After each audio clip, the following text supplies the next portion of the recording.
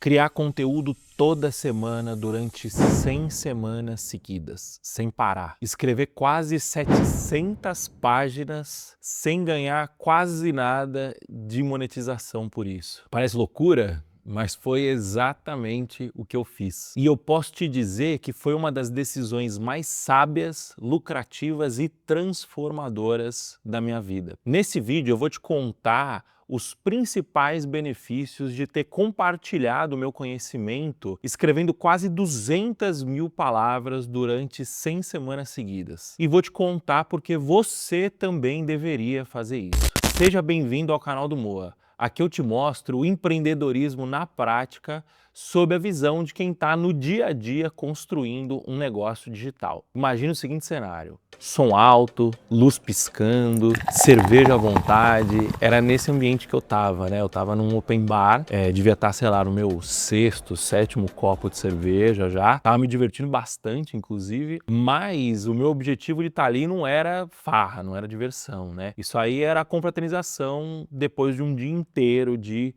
uma imersão de conteúdos para empreendedores, para empresários que atuam no digital, né? Costumo frequentar muito esses ambientes de networking, né? Imersão, tal. Eu gosto bastante tanto de aprender quanto de conhecer gente nova. Já gastei muito dinheiro para participar desses ambientes, né? E fiz muitas amizades nesses ambientes, né? Uma das grandes amizades que eu fiz nesses encontros foi o Murilo Andrade, né?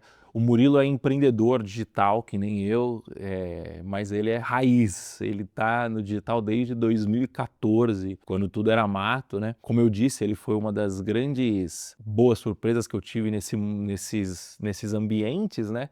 E apesar da gente se encontrar pouco, sempre que a gente se encontra e conversa, o papo flui, o papo vai embora. São sempre conversas muito enriquecedoras, né? E foi o caso daquela noite. Naquela data específica, né? Isso foi comecinho de 23, eu tinha saído da DevPro já, né? Fazia tempo que eu não produzia conteúdo. Eu produzo conteúdo desde 2016, né? Acho que foi o primeiro post blog que eu escrevi foi em 2016. Eu cheguei a gravar alguns vídeos para YouTube lá em 18, 19. Quando eu comecei na DevPro, a gente começou a produzir bastante conteúdo para programador, né? E depois que eu saí da DevPro, fazia tempo que eu não produzia nada e eu tava sentindo falta disso, né? Sempre gostei bastante de produzir conteúdo, mas ao mesmo tempo eu tava meio que com uma síndrome do impostor, tava com a confiança meio abalada por não ter dado certo na DevPro, né? Não tava me sentindo bem, não tava me sentindo confiante para chegar, começar a falar sobre tema profissional, que é o que eu gosto de falar, né? Que é o que eu acho que eu agrego valor também. Eu tava meio assim, eu tava comentando com ele, né? Que eu tava nesse lance assim de, pô, tô querendo fazer, mas não tô confiante e tal. Aí ele me deu um chacoalhão e falou: porra, moça, você vai se fuder, você é um cara foda, você é um cara com puta conhecimento, eu tenho certeza que as pessoas se beneficiariam muito de aprender com você na internet, né? E eu falei, tá enchendo minha bola, né? Gente boa, o Murilo é um gentleman. E aí eu vi que ele não estava enchendo minha bola quando ele me fez fazer um compromisso público, né? Eu já estava meio calibrado, né? E aí ele falou, cara, aperta minha mão aqui na frente de todo mundo e diz que você vai postar você vai fazer a sua primeira publicação até uma data específica, né? Ele falou, escolhe uma data aí. Eu falei, caralho, velho. Pausa rápida, se você tá curtindo o conteúdo, se inscreve na newsletter do Moa. É grátis e eu envio todo sábado um conteúdo igual a esse, só que muito mais aprofundado, porque é texto, né? Para se inscrever, toca no primeiro link que tá aqui na descrição. Valeu. Aí eu falei, tá bom, acho que a gente tava em finalzinho de março, talvez, alguma coisa assim. O Tintin já tava começando, né? Então eu já tava com um trabalho para ser feito ali, né? Não tava com a agenda ociosa.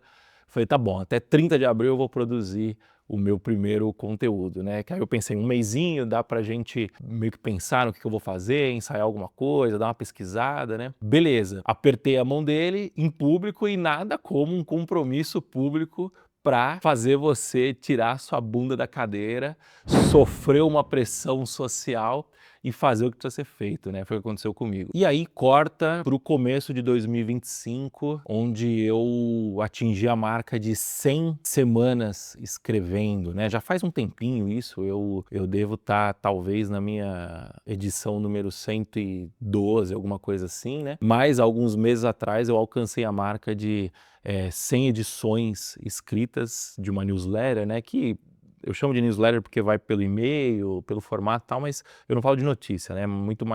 São muito mais artigos que eu envio semanalmente no e-mail das pessoas que se inscreveram para receber. E os números são muito legais, assim, né?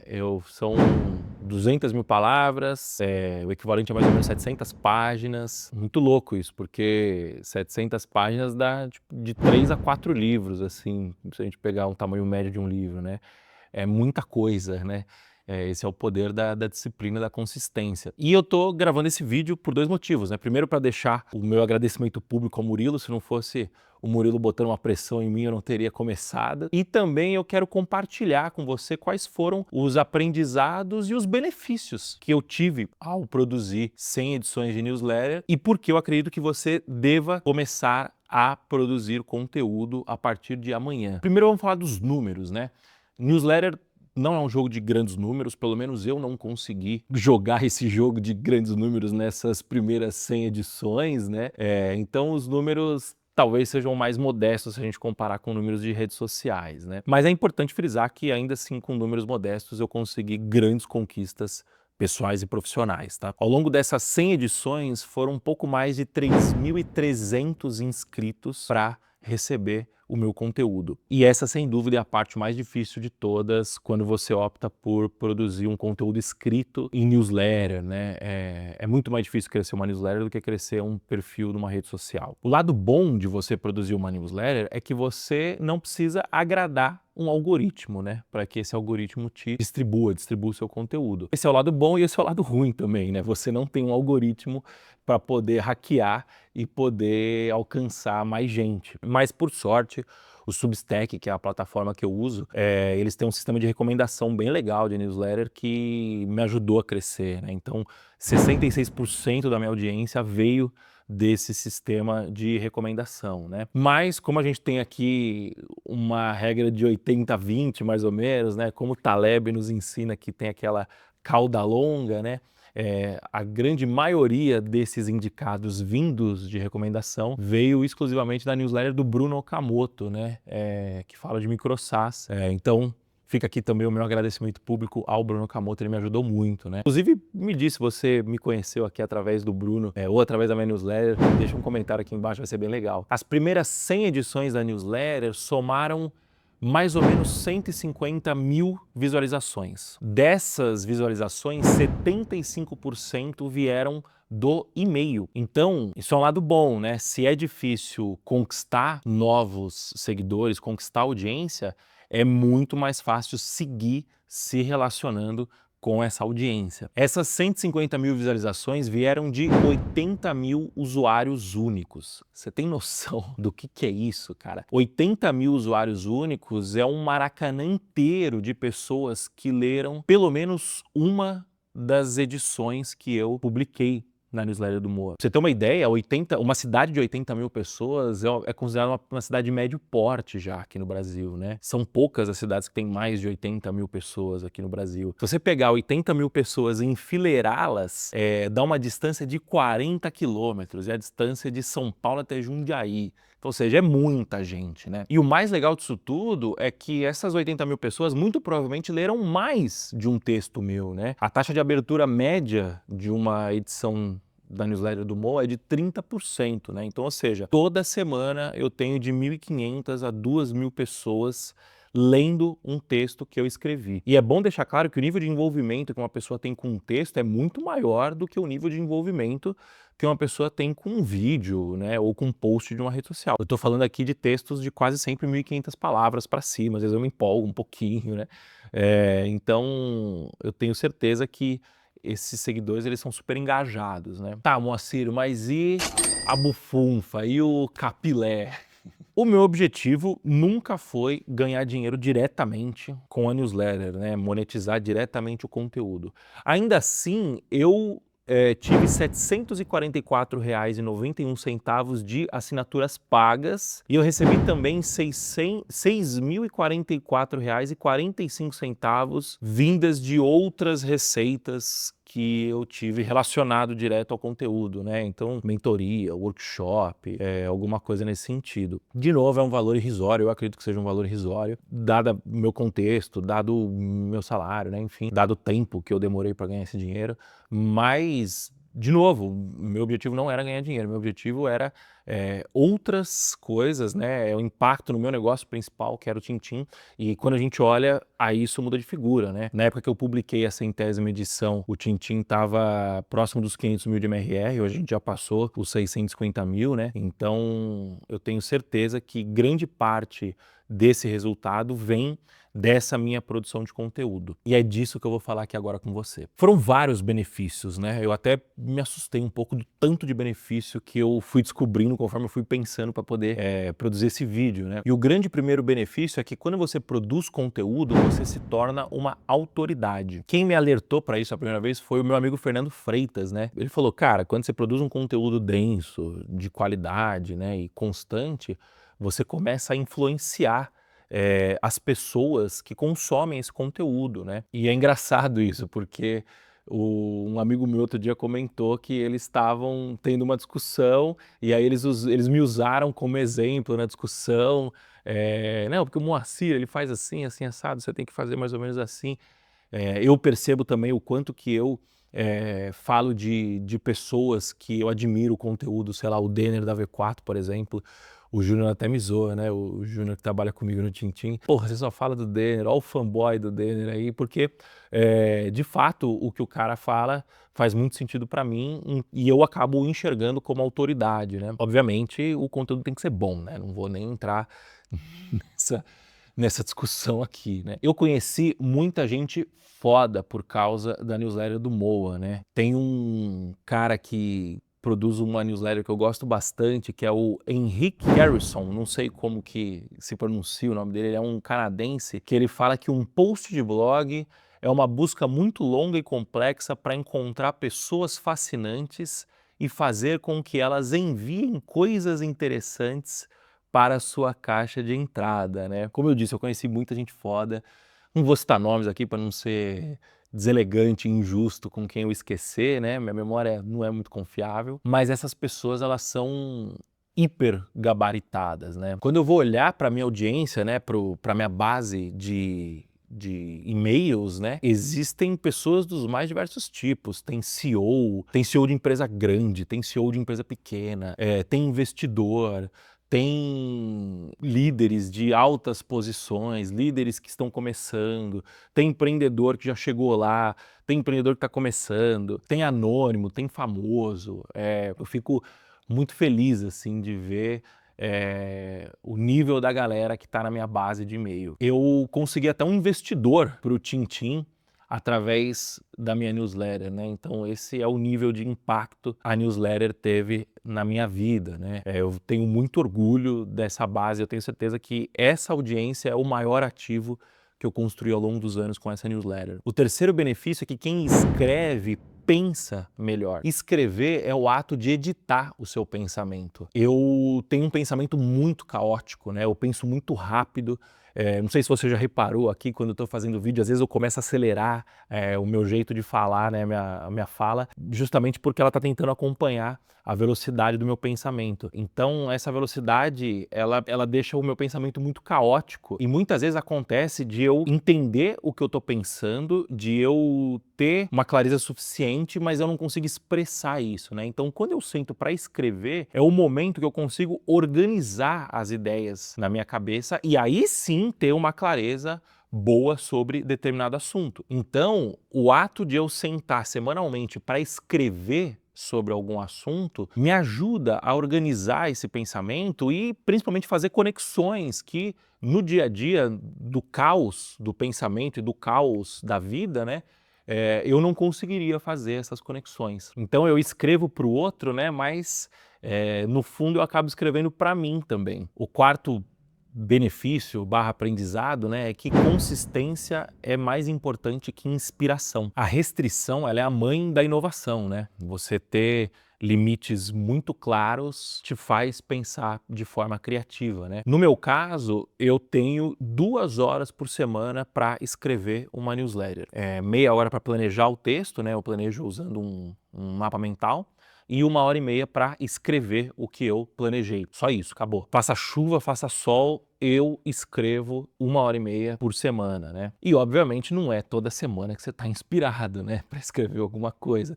E o mais engraçado é que os textos mais lidos da newsletter foram textos que eu escrevi correndo sem inspiração nenhuma, né? Ó, que doido isso. Mas acho que o mais importante aqui é entender que é a consistência que te leva à qualidade, né? É só escrevendo que você vai descobrir sobre o que você gosta de escrever, sobre o que você é bom de escrever, né?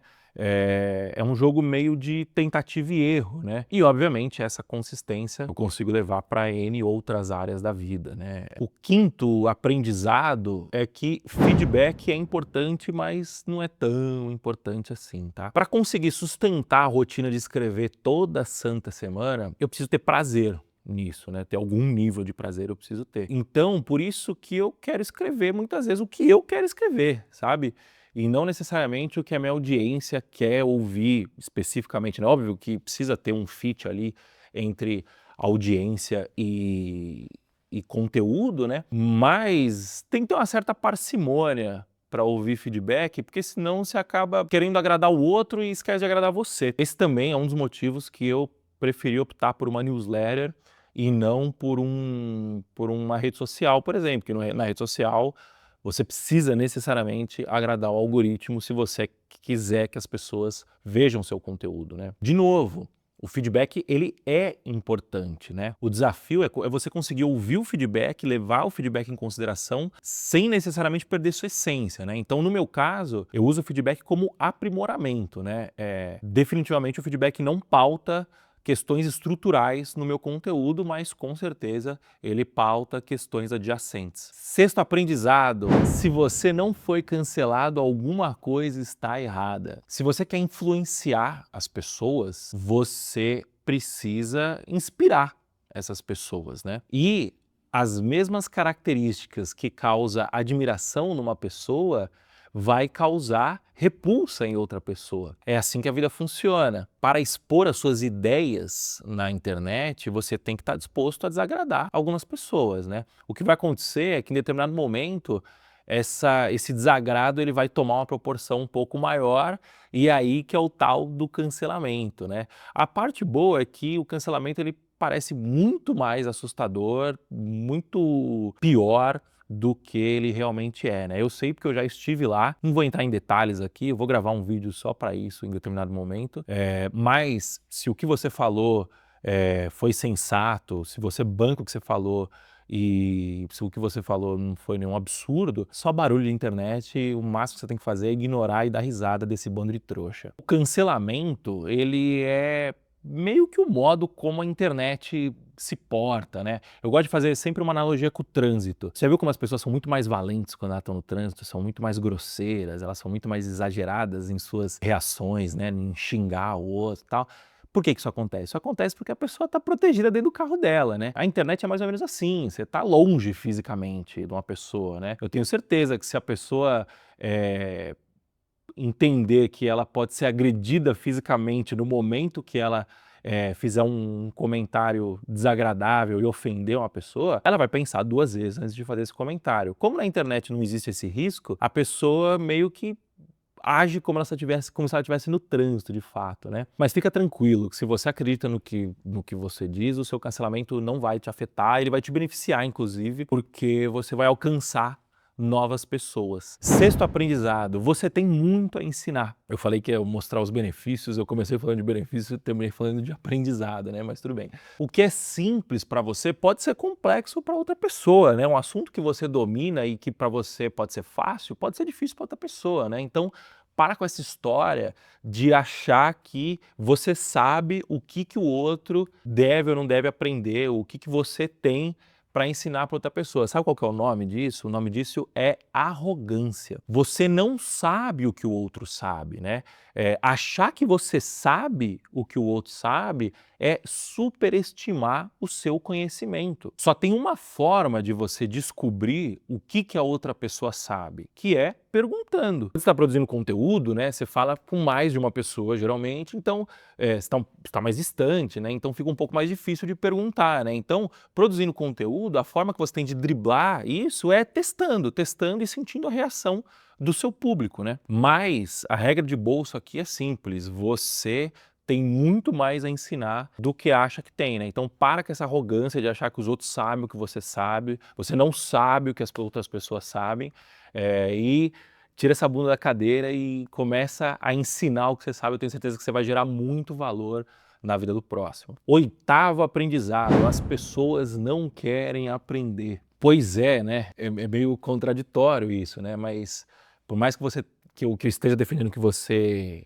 deve ensinar as pessoas, essas pessoas não estão a fim de aprender, né? Uma pessoa, ela não entra na internet para aprender alguma coisa. Se ela quisesse aprender alguma coisa, ela ia se matricular num curso, ela ia ler um livro, ela ia para uma faculdade, né? A pessoa está na internet para se entreter. É por isso que o seu conteúdo ele tem que ser bom, mas a sua capacidade de storytelling tem que ser tão boa quanto. As pessoas não querem saber as 5 dicas valiosas para você começar uma startup. As pessoas querem saber como que o Moacir construiu a startup dele, né? O ser humano é curioso e é da natureza do ser humano isso. Conteúdo educativo é commodity, né? Todo conhecimento do mundo atual já está documentado na internet, né? Mas ao mesmo tempo que o conteúdo educativo é commodity, o seu conteúdo, a sua história, o seu ponto de vista perante o mundo é único, né? Então é isso que você tem que compartilhar. Então, ao invés de você ficar ensinando, documenta a sua vida, compartilha a sua vida. É o que eu estou fazendo exatamente aqui nesse vídeo. E o 9º e último aprendizado é um pouquinho do que eu falei antes, né? Que é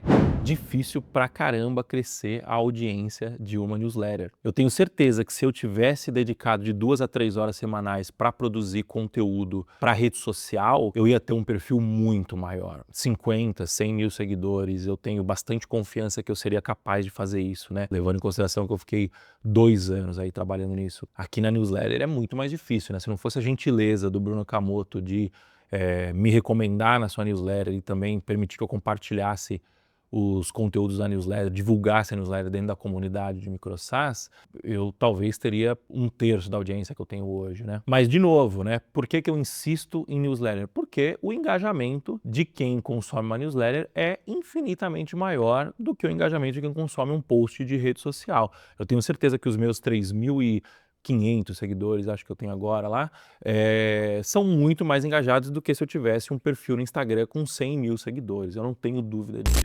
Se você chegou até aqui, muito obrigado. Eu sou o Moacir Moda. Eu abri meu primeiro CNPJ há 10 anos atrás e atualmente eu estou empreendendo no Tintim, que é um software que ajuda pequenas e médias empresas a venderem mais através da internet. Aqui no canal do Mo eu compartilho os bastidores da minha empresa, né? Os bastidores da minha jornada como empreendedor e principalmente os aprendizados que eu ganhei ao longo desses anos aí. Eu faço isso aqui no canal do Moa e também na newsletter do Moa, que é a newsletter que eu comentei durante todo esse vídeo, né? Lá eu escrevo em texto, então eu consigo fazer isso de forma um pouco mais aprofundada, né?